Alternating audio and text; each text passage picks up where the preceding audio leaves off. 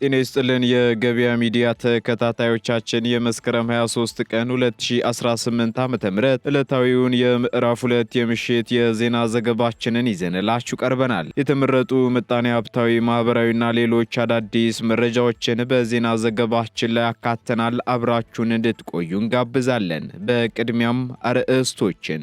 ለመምህራን የደሞዝ ጭማሪ እንዲደረግላቸው ውሳኔ ተላለፈ። የመምህራን ደሞዝ ጭማሪውን በሚመለከትም ቢሮ አዲስ መመሪያ አስተላልፏል። የምናጋራችሁ መረጃችን ነው። በኢትዮጵያ ግዙፍ የብር ማተሚያ ፕሮጀክት ሊገነባ መሆኑ ተሰማም። በቀጣይ ከ30 ቢሊዮን ዶላር በላይ ወጪ ይደረግባቸዋል የተባሉ ሜጋ ፕሮጀክቶችን በሚመለከት አዳዲስ መረጃዎች ወጥተዋል። እናጋራችኋለን።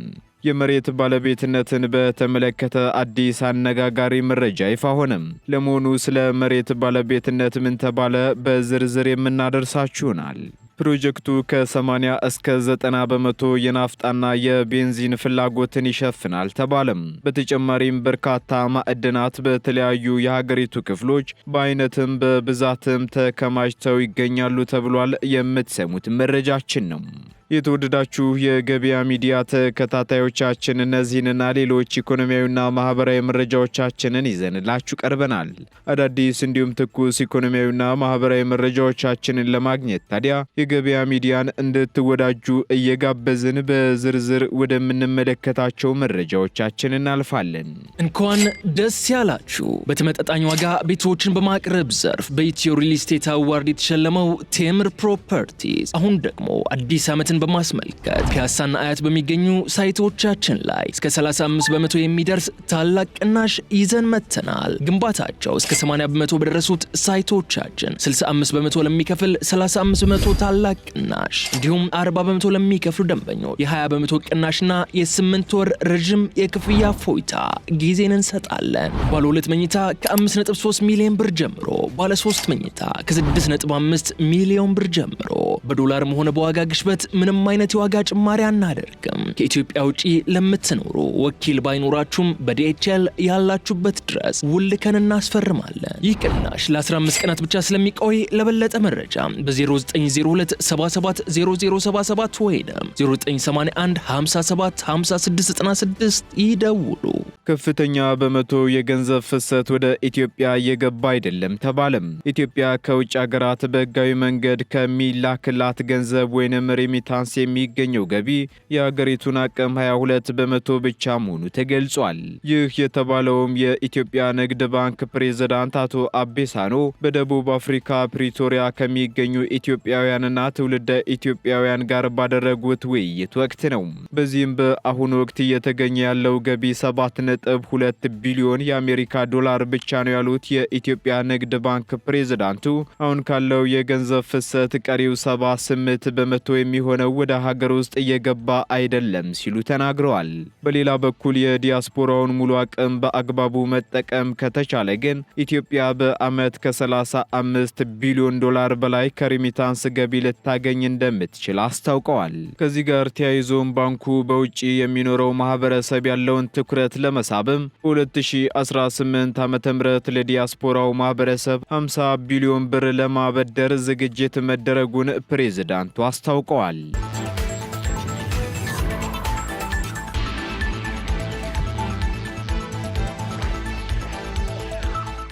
ለ10 ሺህ መንገደኞች ነፃ የትራንስፖርት አገልግሎት እንደሚሰጥ ተገለጸ።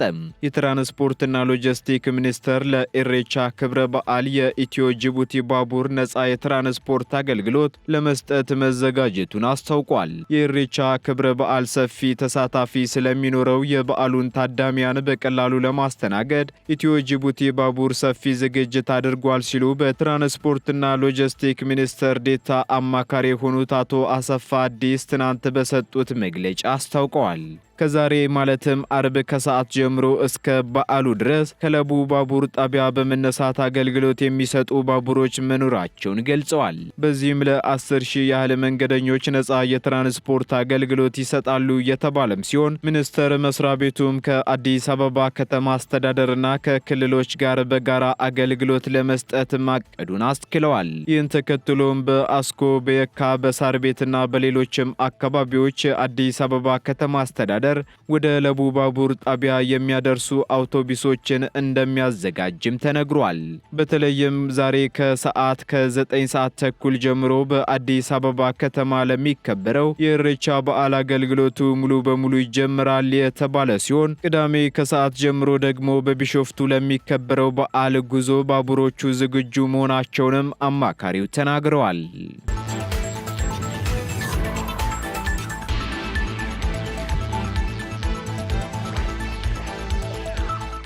የወንዶች መሬት ባለቤትነት ቁጥጥር ወደ 45% ከፍ ማለቱ ተገለጸ።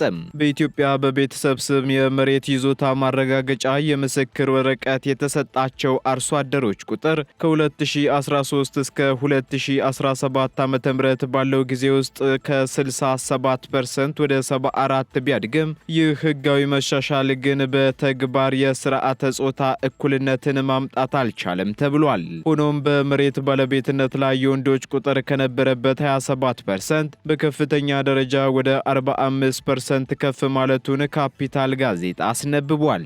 እንደ ዘገባው ከሆነ ይህ የሚያሳየው ደግሞ መሬት በህጋዊ መንገድ ሲረጋገጥም እንኳ ቁጥሩ ወደ ወንዶች እየተዛወረ መሆኑን ነው ተብሏል።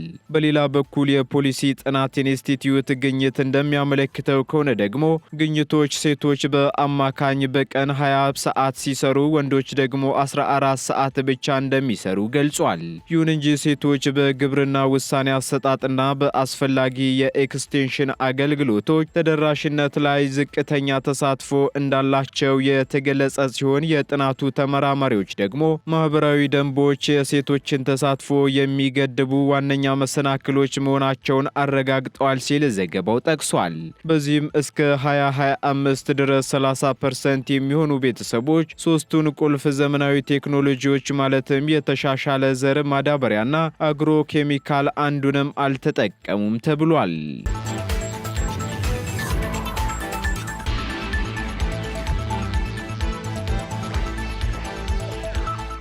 በኢትዮጵያ በቀጣይ ይገነባሉ ከተባሉ ግዙፍ ፕሮጀክቶች መካከል የብር ማተሚያ ይገኝበታል ተባለም።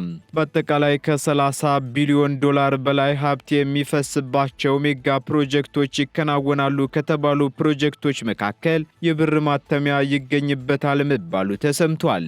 ይህ የተባለውን በትላንትናው ዕለት ጠቅላይ ሚኒስትር ዶክተር አብይ አህመድ በሶማሌ ክልል በዓመት 111 ሚሊዮን ሊትር ማምረት የሚችለውን የኦጋዴን ፈሳሽ የተፈጥሮ ጋዝ ፕሮጀክት የመጀመሪያ ዙር ባስመረቁበት ወቅት ነው። በተጨማሪም በዚህ ዕለት የኢትዮጵያ ኢንቨስትመንት ሆልዲንግ ከዳንጎቴ ግሩፕ ጋር በመተባበር የሚገነባው የዩሪያ ማዳበሪያ ፋብሪካንና በጎልደን ኮንኮርድ ግሩፕ የሚገነባው የጎዴ ነዳጅ ማጣሪያ ፋብሪካ የመሰረተ ድንጋይ መቀመጡን መዘገባችን አይዘነጋም።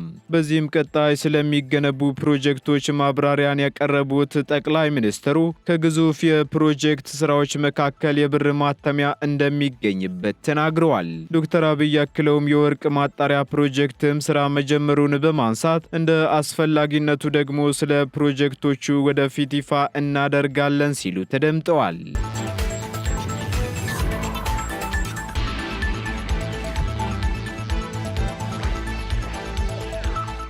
የትምህርት ማሻሻያ ያቀረቡ መምህራን የደሞዝ ጭማሪ ሊደረግላቸው መሆኑ ተገለጸ። የአዲስ አበባ ከተማ አስተዳደር የፐብሊክ ሰርቪስና የሰው ሀብት ልማት ቢሮ በትምህርት ማሻሻያ የትይዩ ሽግሽግ ጥያቄ ያቀረቡ መምህራንን በሚመለከት መመሪያ አስተላልፏል። በዚህም በሀገር አቀፍ ደረጃ ከነበሩ የስራ ምዘና ስርዓት ወደ ነጥብ የስራ ምዘና በተደረገው የመምህራን ሽግሽግ መሰረት ከሐምሌ 1 ቀን 2011 ዓ.ም ጀምሮ የከፍተኛ መምህራን 2 እና 3 ደረጃ በመታጠፉ ምክንያት የ3 እርከን ጭማሪ እንዲያገኙ የተደረጉት መምህራን የትምህርት ማሻሻያ ሲያቀርቡ በትይዩ ወደሚቀጥለው ሳይክል ውስጥ ቢገቡም ምንም የደሞዝ ማስተካከያ አለመደረጉ ቅሬታ ማስነሳቱን የወጣው ደብዳቤ ይገልጻል። ቅሬታው የተነሳው ደግሞ የስራ ክብደት ምዘና ስራ ላይ ከመዋሉ ቀደም ብሎ የመምህራን ደረጃ እድገት መሰላል 9 እንደነበርና ከስራ ክብደት ምዘና በኋላ ግን ለመምህራን ተጠቃሚነት ሲባል ደረጃው 7 ከመሆኑ ጋር ተያይዞ የትምህርት ማሻሻያና ትይዩ የደረጃ እድገት ችግር በመምህራን ላይ በመፈጠሩ ነው ተብሏል። በመሆኑም ቅሬታውን በማንሳት በኢትዮጵያ መምህራን ማህበር በኩል ለቀረበው የማብራሪያ ጥያቄ የፌዴራል ሲቪል ሰርቪስ ኮሚሽን ነሐሴ 30 ቀን 2017 ዓ.ም ትምህርታቸውን ላሻሻሉ መምህራን የትይዩ ሽግሽግ አሰራርን በተመለከተ ያስተላለፈውን ሰርኩላር የክልልና የከተማ አስተዳደሮችም እንዲደርሳቸው መደረጉን በደብዳቤው ላይ ተካቷል። በዚህም እንደ አዲስ አበባ ከተማ አስተዳደር ይህ ሰርኩላር የሚመለከታቸው መምህራን በሀገር አቀፍ የስራ ምዘናና ደረጃ አወሳሰን መሰረት ከሐምሌ 1 ቀን 2011 ዓ.ም ጀምሮ በተደረገው ሽግሽግ ከጥር 2012 እስከ ጥር 2014 እና 2017 ድረስ ቀጥታ ወደ ከፍተኛ መምህር 2 እና 3 ደረጃ ለማደግ በሂደት ላይ እያሉ 2 ደረጃው የታጠፈባቸውና ወደ ጎን 3 እርከን ክፍያ ለተፈጸመላቸው እንዲሁም ከዚያ ጥቅም በኋላ የትምህርት ማሻሻያ ላቀረቡት መምህራን ብቻ ይሆናል ተብሏል።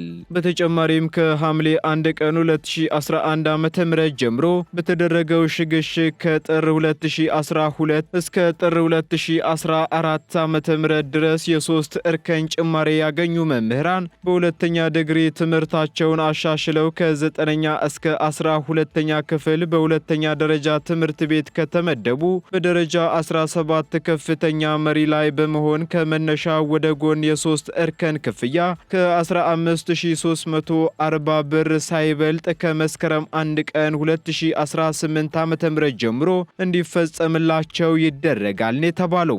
እንዲሁም ደግሞ ከሐምሌ 1 ቀን 2011 ዓ.ም ጀምሮ በተደረገው ሽግሽግ መሰረት ከጥር 2012 እስከ ጥር 2014 ዓ.ም ድረስ የ3 እርከን ጭማሪ ያገኙ መምህራን ከዲፕሎማ ወደ መጀመሪያ ዲግሪ ትምህርት በማሻሻል የደረጃ ለውጥ ያመጡት የከፍተኛ መሪ መምህራን ወደ ደረጃ 16 በትይዩ ስለሚሻገሩ በመጀመሪያ ደረጃ ከ1ኛ እስከ 8ኛ ክፍል ተመድበው ሲሰሩ ከመነሻ ወደ ጎን የ3 እርከን ጭማሪ ሳያልፍ ከመስከረም 1 ቀን 2018 ዓ.ም ጀምሮ 13998 ብር እንዲፈቀድላቸው መወሰኑን ቢሮ አስታውቋል።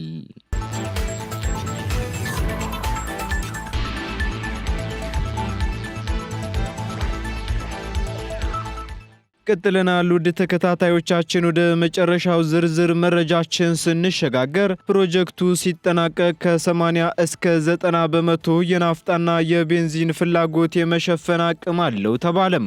የጎዴ ነዳጅ ማጣሪያ ፋብሪካ ግንባታ ሲጠናቀቅ የኢትዮጵያን የናፍጣና የቤንዚን ፍላጎት ከ80 እስከ 90 በመቶ የመሸፈን አቅም አለው ሲል የማዕድን ሚኒስቴር አስታውቋል። በሌላ በኩል የኢትዮጵያ የማዕድን ሀብቶች በተለያዩ የሀገሪቱ ክፍሎች በአይነትም ሆነ በብዛትም ተከማችተው ይገኛሉ ሲሉ የማዕድን ሚኒስትር ኢንጂነር ሀብታሙ ተገኝ ተናግረዋል። ኢንጂነር ሀብታሙ ይህን ያሉት በትላንትናው ዕለት በሶማሌ ክልል የኦጋዴን ፈሳሽ የተፈጥሮ ጋዝ ፕሮጀክት የመጀመሪያ ዙር መመረቅን ተከትሎ ባስተላለፉት መልእክት ነው። በዚህም ኢትዮጵያ የጎዴ ነዳጅ ማጣሪያ ፋብሪካ ግንባታ ሲጠናቀቅ የናፍጣና የቤንዚን ፍላጎቷን ከ80 እስከ 90 በመቶ የመሸፈን አቅም አላትም ብለዋል። ኢትዮጵያ የያዘቻቸው የማዕድን ሀብቶች በተለያዩ የሀገሪቱ ክፍሎች በአይነትም በብዛትም ተከማችተው ይገኛሉ በማለት ገልጸው የኦጋዴን ሰርጥ ከብዙዎቹ የኢትዮጵያ አካባቢዎች መካከል በተፈጥሮ ጋዝና በድፍድፍ ነዳጅ ከፍተኛ ክምችት እንዳለው ጠቁመዋል። ይህም በፈረንጆቹ ከ1920ዎቹ መጀመሪያ አንስቶ እንደሚታወቅ የገለጹት ሚኒስትሩ ከ1940ዎቹ ጀምሮ ደግሞ ጥልቅ ፍለጋዎችና ምርመራዎች በተለያዩ ኩባንያዎች ሲደረጉ መቆየታቸውን አስታውሰዋል።